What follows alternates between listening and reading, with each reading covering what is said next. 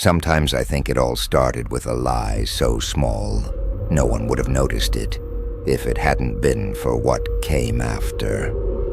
My name is Derek Lawson, and I spent most of my life in a town called Maple Creek in the state of Kentucky.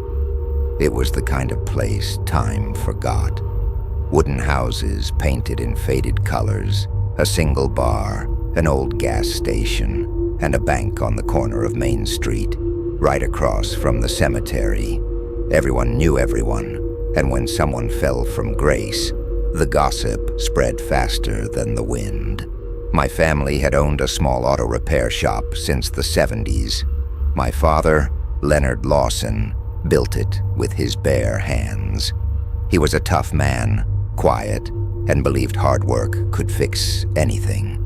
After he died, the shop went to my older brother, Todd. I never had the patience or skill for engines, so I handled the books. It was a fair deal. He got his hands dirty, and I kept them clean. Everything changed the year our mother got sick. The doctors said it was late-stage cancer, and the treatment would cost more than anyone in Maple Creek could afford. Todd suggested selling the shop's land, but I knew it wouldn't fetch much. Then came the offer that ruined everything.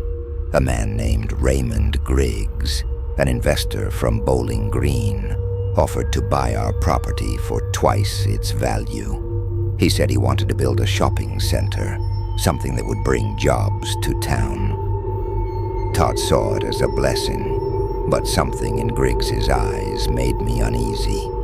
Still, desperation for money silenced my doubts. We signed the deal in the local lawyer's office, and 2 weeks later the shop was empty. With that money, we paid for Mom's treatment, and for a moment I thought we'd done the right thing. But things turned dark quickly. Mom died in the hospital in Louisville, and at her funeral, Todd didn't say a single word to me. Later I found out why.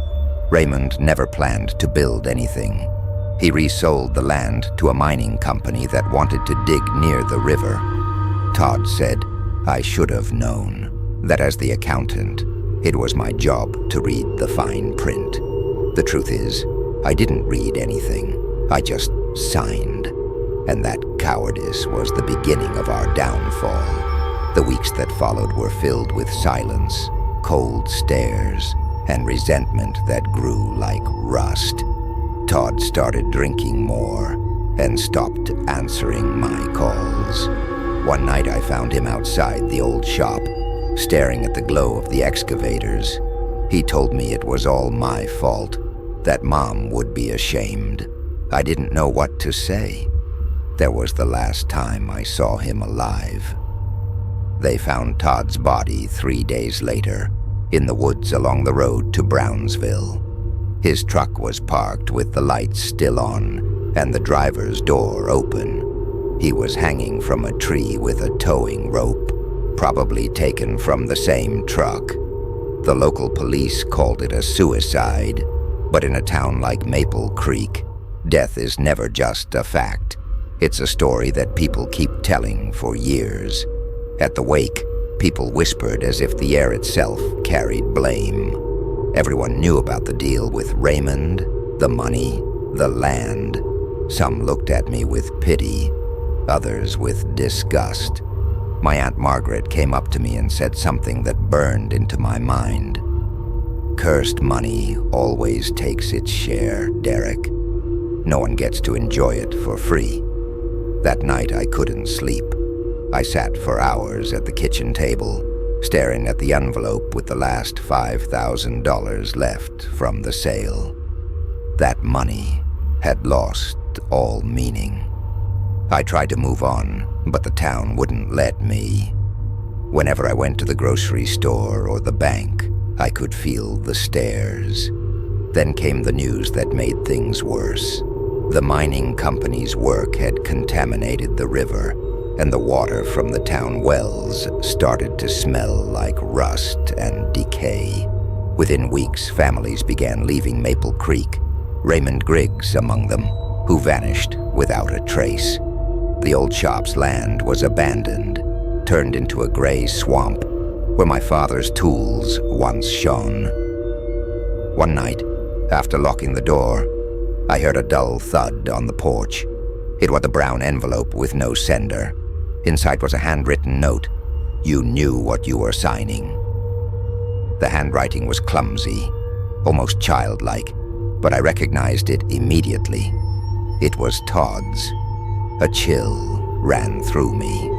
I went to my office, pulled out the contract papers, and read them for the first time in months. There was a small clause in tiny print mentioning a voucher compensation payment in case of collateral damage. I didn't fully understand it, but Todd's signature sat right beneath mine.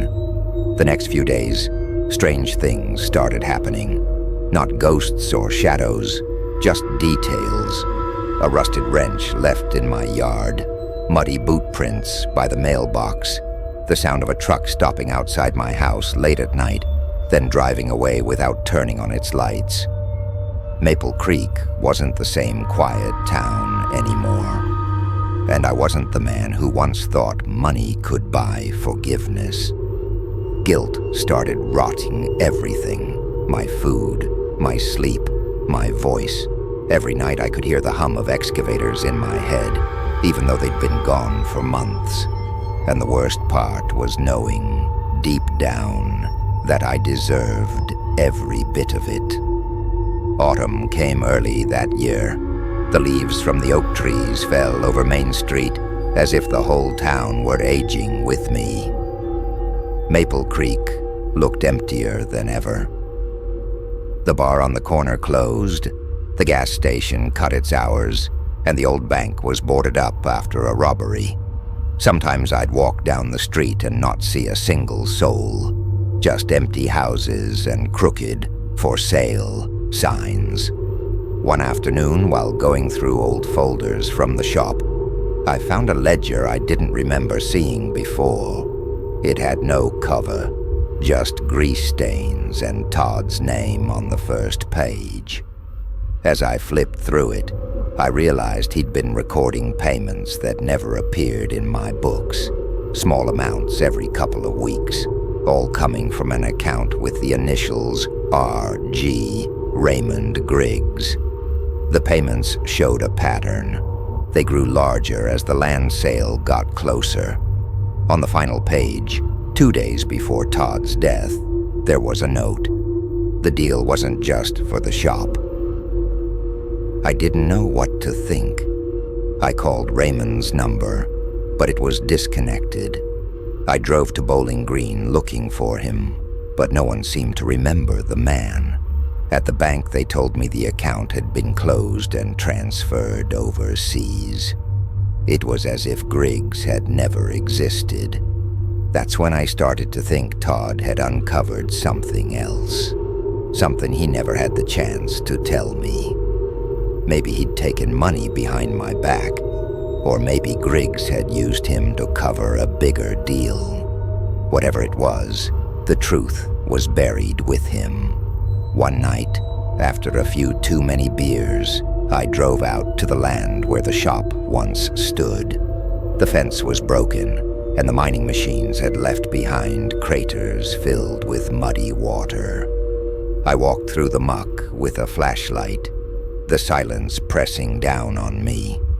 The air was thick and still, like the town itself was holding its breath. Then the beam of my flashlight hit something metallic. I knelt and brushed away the mud. It was a metal plate, half buried in the ground, property of Maple Creek Resources, LLC. Beneath it was an old toolbox with my father's name carved on the lid. Inside was a sealed envelope containing a copy of the original contract, but this one had an extra page I'd never seen. It read, "The heirs will be jointly responsible for any consequences derived from this agreement." I didn't grasp the full meaning until I looked in my car's rearview mirror. My face had aged a decade since it all began, and my eyes reflected the wariness of someone who knows there's no way out. That night, before going to bed, I checked my mailbox. Another envelope. This time, only one line inside. "You still haven't paid, Derek." The message left me breathless. No sender, no fingerprints, nothing. At first, I thought some bitter neighbor was trying to mess with me, someone angry about the poisoned river or their lost home. But deep down, I knew it wasn't that. The handwriting had weight. It came from someone who knew every corner of my conscience. The next morning, I went to see Sheriff Bill Hargrove, an old friend of my father's. His office smelled of burnt coffee and dust. I showed him the notes and Todd's ledger. He sighed, looked at me tiredly, and said none of it proved anything. "Let the dead rest, Derek," he told me as he handed the papers back. "Money doesn't bring anyone home." That night, I dreamed of Todd. He was standing by the river covered in mud, pointing toward the water with a look of barely contained anger. I woke up drenched in sweat, with the taste of river water in my mouth. At dawn, I drove to the riverbank, where the miners had dug months earlier. What I found was a gray pond, buzzing with flies. I don't know why, but I waded in up to my knees. The smell was unbearable, iron mixed with rot. Then my boot hit something solid. I reached down and pulled out a small metal case, coated in mud. I opened it right there, hands trembling. Inside were stacks of damp bills, maybe $30,000, and a letter written in that same jagged hand. "We shouldn't have touched it. Return it before it takes more." I froze, looked around, expecting someone to be watching, but there were no one, only the wind moving dead leaves across the water. I put the case in the truck and drove home, my mind spinning. Was it Todd's money? Part of the bribe from Griggs? I didn't know. The only thing I did know was that this money carried the curse my aunt warned me about. That evening, as the sun sank over the rusted rooftops of Maple Creek, I decided what I had to do. I filled up the gas tank and drove to the old church where my mother used to pray. Father Connor listened silently as I confessed everything. When I finished, he said words that carved deep into me. "Forgiveness isn't bought, Derek. But guilt doesn't die either. If the money brought death, there's nowhere in this town it can stay." I left the church with my heart pounding. I knew what needed to be done. That night, the river would take back what never should have left it. I waited until nightfall. The sky above Maple Creek was thick with clouds, the air heavy with the scent of rain. I drove with my headlights off, the metal case on the passenger seat. Every mile felt like a confession. The gravel crunching under my tires was the only sound keeping me company. When I reached the water's edge, I turned off the engine and sat there for a while, staring at the faint glow of the town in the distance. What little was left of home. I opened the case one last time. The bills were still there, damp and dark, stained like dried blood. I gripped it with both hands and walked into the water. The mud clung to my boots, the cold rising to my waist. I took a deep breath, counted to 3, and threw it as far as I could. The splash echoed across the valley, followed by a crack of thunder. I thought that would be the end. But as I made my way back to shore, I saw something that froze me in place. A figure standing on the opposite bank, tall, still, its shape outlined against the dark. I could swear it was wearing Todd's old work jacket. I blinked, and it was gone. Back in the truck, my hands shook so badly I could barely start the engine. I drove home without looking in the mirrors, feeling someone just behind me, breathing down my neck. When I finally sat at my kitchen table, I waited for the fear to fade with the morning light. But when the sun came through the window, something had changed. The metal case was sitting on the table, dry and clean, as if it had never touched the river. Inside was a single sheet of paper. On it, a fresh line of ink. The money wasn't the price, Derek. You were. I stared at those words until the clock struck 7. Outside, the town was as silent as ever, but the air felt different, as if Maple Creek itself was breathing through my guilt. I haven't been back to the river since. Tomorrow I sell my house and leave this place for good, though I'm not sure it matters.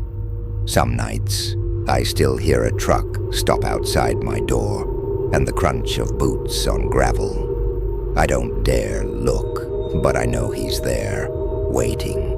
They say whatever you take without earning, it always comes back for its due. Sometimes I wonder if the money, the land, or the town itself are just different names for the same curse. And other times, I think maybe, just maybe, Todd didn't hang himself. Maybe someone else tied the rope. And if that's true, they're still out there, waiting for me to pay.